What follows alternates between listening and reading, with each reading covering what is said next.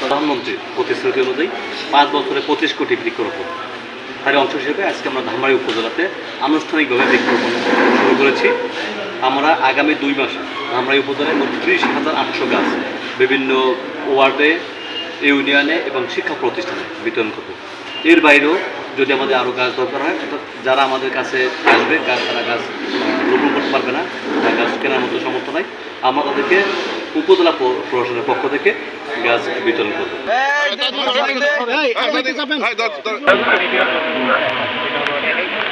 মাননীয় প্রধানমন্ত্রী জনাব তারেক রহমান সাহেব একটি ভীষণ একটা চিন্তা, বাংলাদেশকে উন্নয়নশীল একটা দেশে নিয়ে যাওয়া, এবং এটা নিতে গেলে এই দেশের যেহেতু অধিকাংশ আমরা মানুষ যারা আছি কৃষি নির্ভরশীল মানুষ, যে কারণে উনি কথা দিয়েছেন জাতিকে যে আমাদের দল ক্ষমতায় গেলে আমরা আগামী 5 বছরে প্রতি বছরে 5 কোটি করে 25 কোটি বৃক্ষ আমরা রোপণ করব।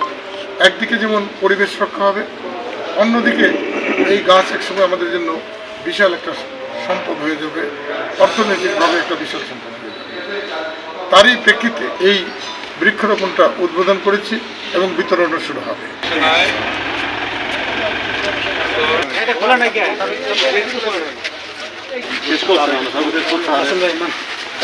খবরের কাগজ, নিখাদ, নির্ভীক, নিরপেক্ষ।